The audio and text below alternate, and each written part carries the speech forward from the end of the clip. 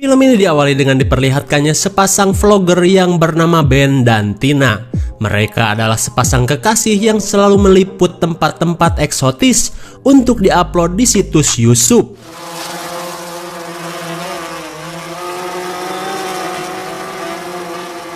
Dan kali ini mereka sedang berada di sebuah bangunan tua bekas rumah sakit. Setelah mengecek keseluruhan bangunan, Ben merasa bahwa tempat ini kurang greget untuk dijadikan konten. Mana gak ada setannya lagi. Kemudian ia mengajak Tina untuk mendatangi sebuah danau terpencil yang sebelumnya sudah ia rencanakan. I'm not really in the mood to play this game. I'm sorry, baby. Di keesokan harinya, Shin beralih ke sebuah kontrakan. Kontrakan siapa? Lah pasti udah tahu ya. Dan saat itu dua petualang ini bersiap untuk menuju destinasi selanjutnya. Terlihat Tina pun merasa gugup karena kali ini mereka harus menyelam di sebuah danau terpencil. Namun Ben yang seorang penyelam handal berusaha menenangkan dan menyemangati pacarnya itu. Setelah perlengkapan menyelam siap, berarti film pun baru dimulai.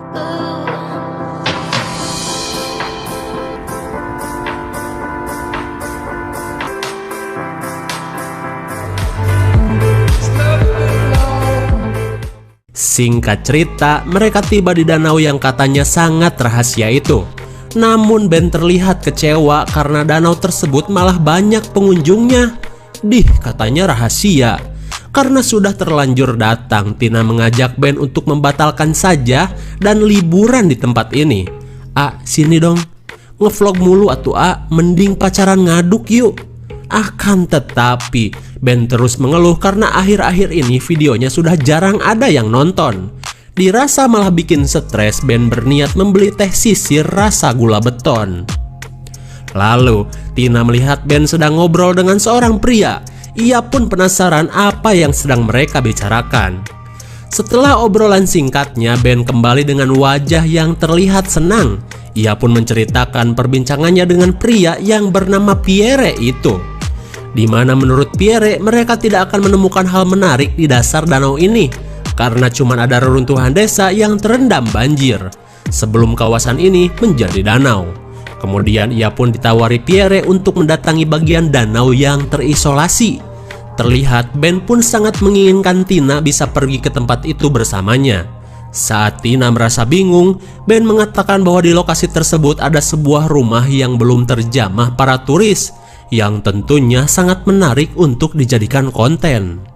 Melihat Ben yang bersemangat, mau tak mau Tina pun menyetujuinya.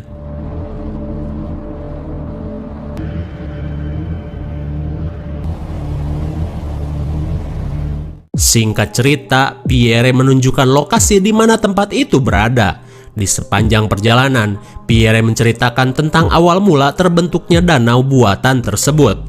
Ia pun mengatakan bahwa mereka harus berjalan kaki sebelum tiba di bagian danau yang tersembunyi di tengah hutan itu.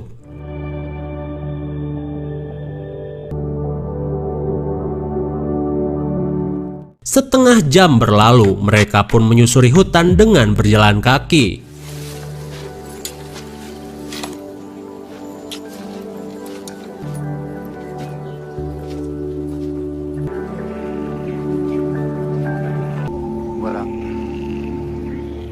Dan hingga pada akhirnya mereka pun tiba di lokasi. Tanpa berlama-lama, Ben dan Tina mempersiapkan peralatan selam dan sebuah drone canggih untuk mendukung kegiatan mereka. Sementara itu, Pierre si warga lokal ini hanya menunggu sambil memperhatikan kesibukan pasangan ini. Kemudian, Pierre mengatakan kepada mereka untuk mengikuti sebuah tangga di dasar danau. Karena cuman itulah satu-satunya petunjuk agar bisa menemukan keberadaan rumah besar di bawah sana.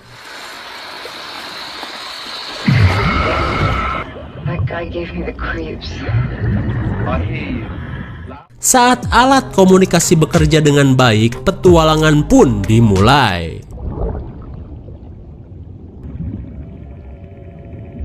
Wow, it's a rover. Melihat mobil di dasar danau, mereka pun tahu bahwa dasar danau ini dulunya memiliki peradaban. Touché. We Di tengah banyaknya ikan-ikan tawar seperti jair, nilem, betok, emas, dan burui, tangga yang dikatakan Pierre pun terlihat.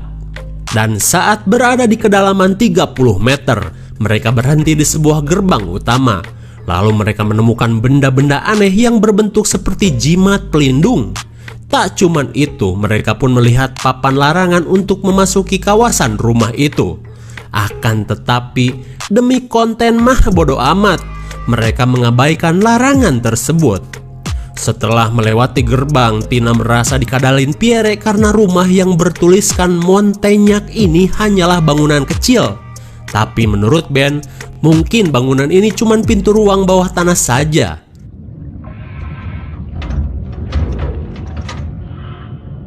Karena pintu sulit terbuka, mereka pun mencari jalan lain. Dan benar saja, rumah besar dan megah pun mereka temukan. Lalu mereka mencari cara untuk bisa memasukinya. Saat semua pintu terkunci, mereka menuju ke sebuah jendela di lantai atas. Aduh, kalian kaget gak? Meski bikin HP kalian terlempar, tapi mereka akhirnya menemukan jalan untuk masuk. Lalu Ben menggunakan drone terlebih dahulu untuk mengecek keadaan.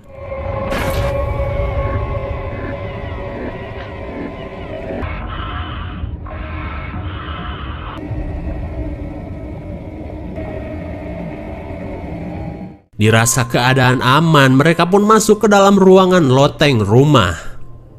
Kemudian mereka merasa heran karena rumah ini masih memiliki perabotan. Padahal di daerah ini sengaja dijadikan danau 50 tahun lalu. Logikanya kan harusnya udah pada ngungsi. Di tengah serunya mengeksplor rumah tersebut, tak lupa mereka mengecek oksigen yang masih tersisa 80%. Dan itu berarti mereka masih bisa leluasa melanjutkan eksplorasi. Lalu mereka mulai memasuki ruangan lain. Dan seperti biasa, Ben menggunakan drone yang terhubung ke alat pendengar mereka.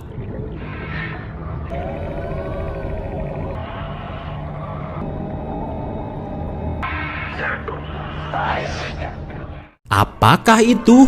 Mendengar suara aneh, Tina pun terlihat panik. Akan tetapi Ben tidak mendengarnya. Ia pun menganggap Tina yang jarang ngorek kuping terkena gesekan tai celi. Setelah mengecek status dari drone-nya, Ben berkata bahwa di rumah ini tidak ada pergerakan apapun. Jadi mereka tidak akan mungkin menemukan sesuatu yang nge-jump scare seperti ikan tadi. Kemudian mereka menemukan foto dari keluarga Montagnac. Tina merasa bahwa keluarga ini terlihat aneh karena selalu menggunakan tengkorak sebagai hiasan. Lalu mereka lanjut memasuki kamar. Kali ini mereka melihat sebuah boneka yang memiliki simbol setan. Tak cuman itu, di kamar ini pun terdapat banyak foto-foto anak-anak. Mereka pun tidak mengerti apa maksud keluarga ini mengkoleksi foto-foto tersebut. Kemudian Ben mengajak Tina untuk lanjut ke lantai bawah.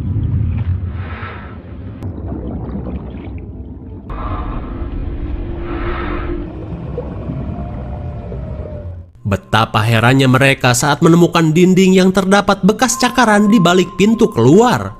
Ben pun merasa bekas cakaran tersebut menandakan bahwa pernah ada seseorang yang terjebak di tempat ini.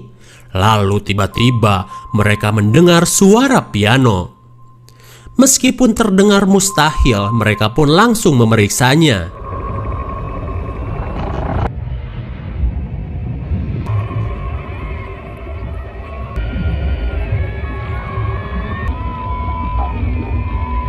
Dari informasi drone, di ruangan ini baru saja ada pergerakan. Dengan membawa sebilah pisau, Ben memeriksa ruangan tersebut. Akan tetapi mereka tidak menemukan sesuatu yang mencurigakan. Tak jauh dari ruangan tersebut, mereka menemukan banyak berita bocah yang menghilang. Mereka pun semakin yakin dan menganggap penghuni rumah ini benar-benar aneh. Saat berada di dapur, mereka merasa heran dengan salib yang terpasang di pintu. Kemudian mereka berusaha mencari tahu apa yang ada di balik pintu tersebut.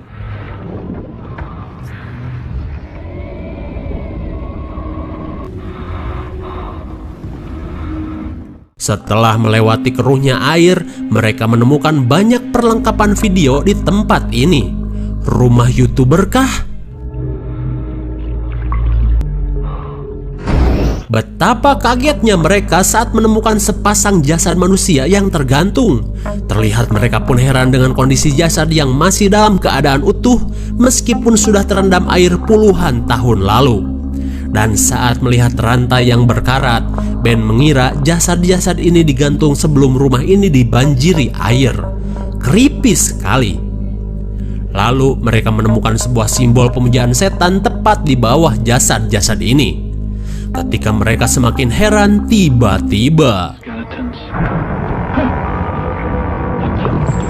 melihat pintu yang terbuka sendiri, Ben pun langsung mengeceknya. Dan tanpa diduga, di ruangan tersebut Ben menemukan banyak potongan tubuh manusia. Dirasa semakin banyak keanehan, mereka pun panik dan ngaboseh ngabret seedan-edannya.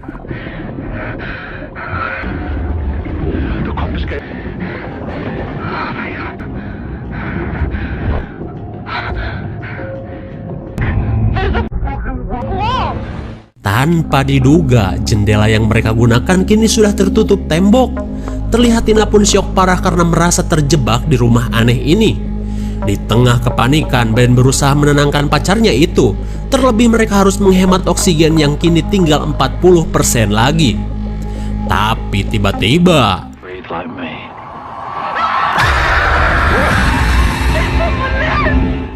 kepanikan Tina pun semakin menjadi saat ia melihat sosok hantu remaja. Melihat Tina yang semakin ngegibrig takut, Ben mengajaknya untuk mencari jalan lain.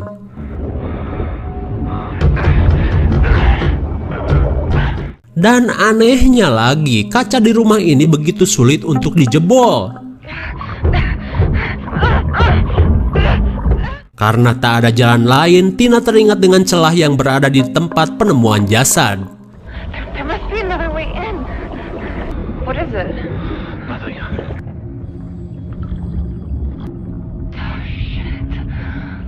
Tapi sialnya, celah tersebut terlalu sempit untuk mereka lewati. Kemudian Tina mengecek lubang di bagian atas. Ketika panik dan pengap semakin menjadi, kini Tina kaget saat kedua jasad tiba-tiba menghilang. Parahnya lagi, Ben juga menghilang dan tak menjawab panggilannya.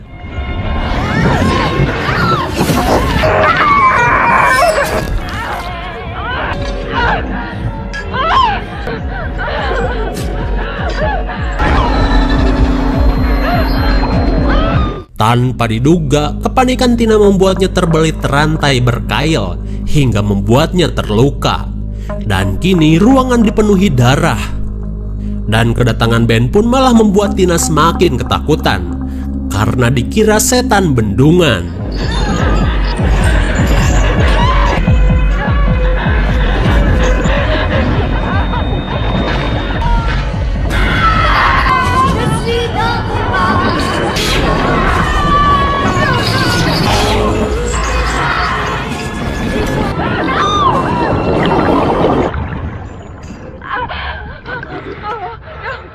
Singkat waktu, setelah Tina kembali tenang, Ben berkata bahwa ia baru saja mencari jalan keluar. Lalu Tina memberitahu Ben bahwa kedua jasad itu tiba-tiba sudah menghilang. Tapi ternyata tanpa diduga, kedua jasad tersebut sudah berada di tempat semula. Saat mereka semakin keheranan, Ben penasaran dengan wajah dari kedua jasad ini yang seperti menggunakan topeng penyiksaan dari abad pertengahan.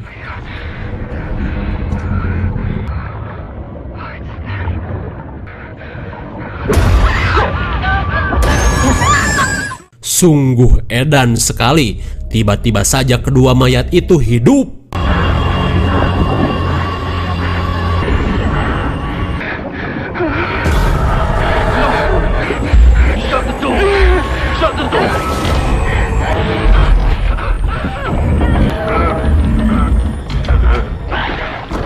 Untung saja mereka bisa selamat dari kejaran zombie air itu. Kemudian Ben berniat untuk menggunakan cerobong asap sebagai jalan keluar. Lalu ia menyuruh Tina untuk segera prepare sebelum memasuki lubang sempit tersebut.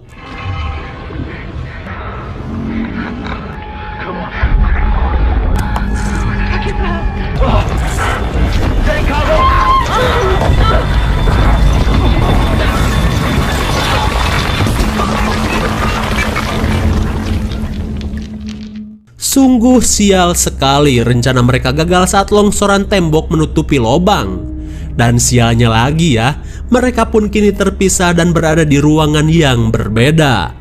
Ben, I'm stuck in the chimney.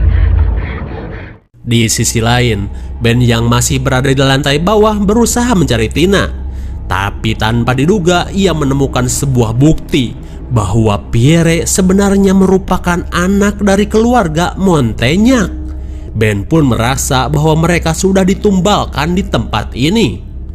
Lalu dari dalam drone Ben melihat Tina sedang berada di lantai atas.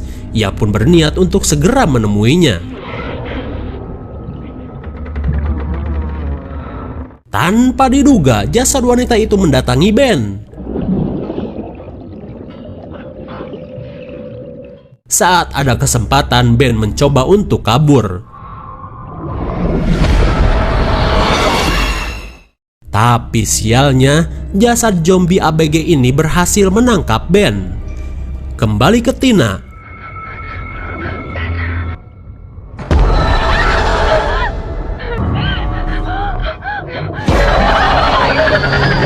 Betapa kagetnya Tina saat si jasad pria berusaha menangkapnya. Tina pun ngaboseh ngabret seedan-edannya.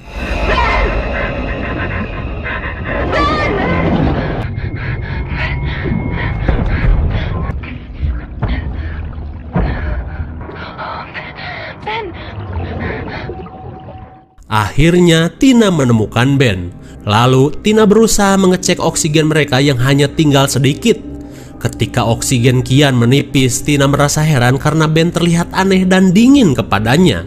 Kemudian Ben menyuruh Tina untuk mengikutinya ke ruang basement. Meskipun Tina ragu, tapi mau tak mau ia mengikuti ajakan pacarnya itu.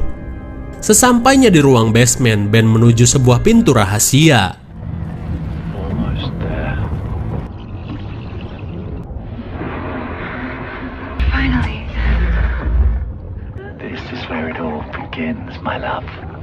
Sesampainya di ruang rahasia, Tina diperlihatkan dengan sebuah video dari keluarga Montaignac 50 tahun silam.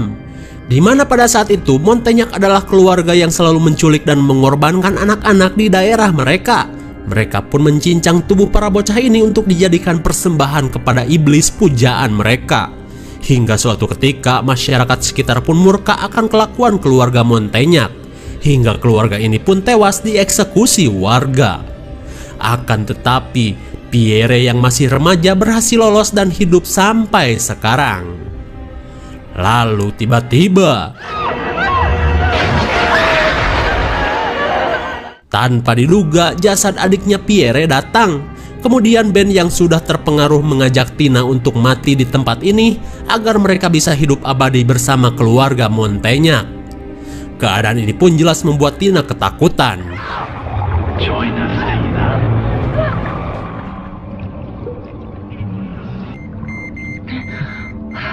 Saat oksigen tersisa 2%, Tina melihat sebuah celah yang tembus ke pintu ruang bawah tanah.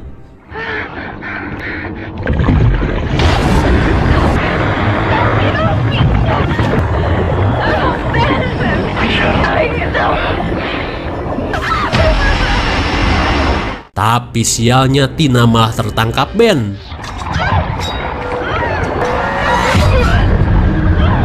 Untung saja Tina lebih dulu menusuk Ben.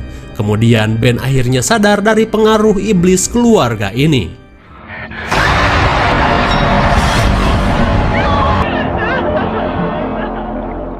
Betapa kagetnya Tina saat roh si ABG berhasil membunuh Ben. Kemudian keluarga setan ini pun memburu Tina.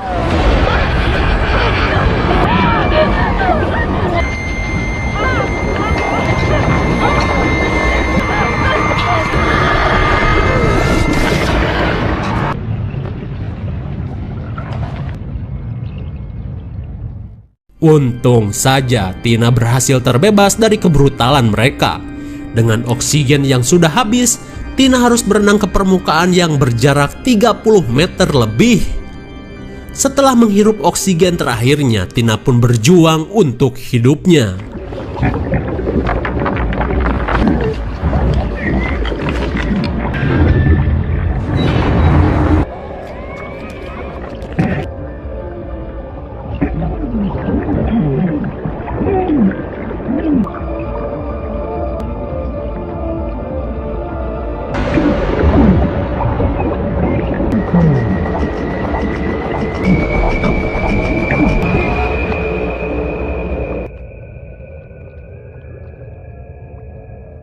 Rupanya perjuangan Tina untuk sampai ke permukaan telah gagal.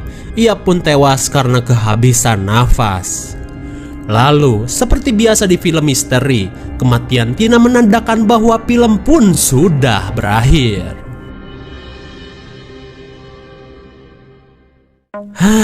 Bagaimana, terasa pengap sekali bukan? Keberadaan rumah di dasar danau jelas membuat siapapun tamunya merasa pengap.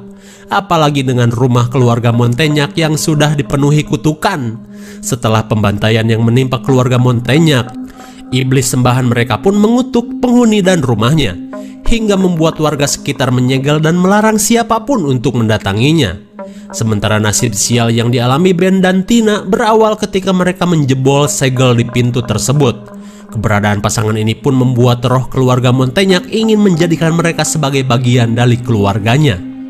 Dan di akhir cerita, perjuangan Tina yang berakhir tragis masih menyisakan tanda tanya. Apakah Tina akan bergabung dengan keluarga Montaignac atau malah menjadi santapan ikan jair? Gak ada yang tahu ya. IMDb